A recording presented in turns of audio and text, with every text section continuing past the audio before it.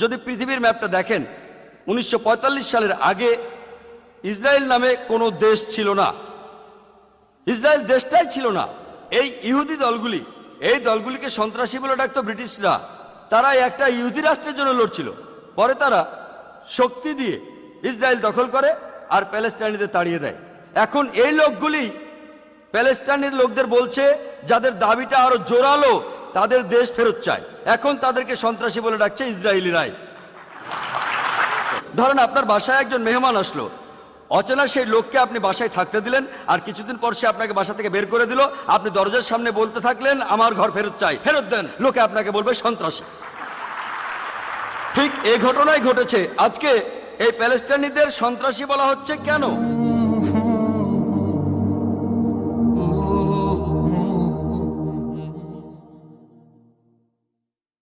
তৃতীয় বিশ্বযুদ্ধের পর 1941 সাল থেকে 1948 সাল পর্যন্ত এই 8 বছরের মধ্যে 259টি সন্ত্রাসী আক্রমণ চালিয়েছে শুধুমাত্র ইহুদি সন্ত্রাসীরা। অনেকগুলো দল আছে, ইরগুন, ইস্টার্ন গ্যাং, হ্যাগানা। আর আমরা জানি কিং ডেভিড হোটেলের সেই বিস্ফোরণটার কথা। ঘটনাটা ঘটেছিল 1946 সালের 22শে জুলাই। বিস্ফোরণটা ঘটিয়েছিল ইরগুন। নেতৃত্বে ছিলেন মেনাকেন বেগান। এখানে 91 জন নিরীহ মানুষ মারা গিয়েছিল। তার মধ্যে 28 জন ছিল ব্রিটিশ, 41 জন আরব, 7 জন ইহুদি, এছাড়া আরো ছিল 5 জন। এই ইরগুন গ্রুপ আরবদের মতো পোশাক পরেছিল, যাতে লোকজন মনে করে আরবরা এই ঘটনা ঘটিয়েছে। এটার জন্য দায়ী ছিলেন মেনাকেন বেগান। আর এটা ছিল ব্রিটিশ ম্যান্ডেটের বিরুদ্ধে ইতিহাসের সবচেয়ে বড় আক্রমণ। এখানে 91 জন মারা যায়। আর সেই সময়টাতে মেনাকেন বেগান তাকে 1 নম্বর সন্ত্রাসী বলে অভিহিত করেছে খোদ ব্রিটিশ সরকার।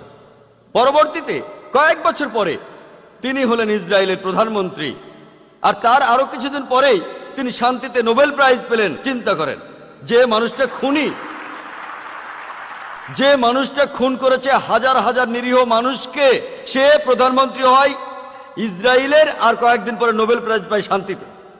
আর তখন এই সন্ত্রাসী দলগুলি যেমন ইস্টার্ন গ্যাং, ইরগুন, হ্যাগানা, এই সব দলগুলি আর নেতারা যেমন Yitzhak Rabin, Menachem Begin, Ariel Sharon, এরা সবাই পরে ইসরায়েলের প্রধানমন্ত্রী অথবা উচ্চপদস্থ কর্মকর্তা হয়েছিলেন।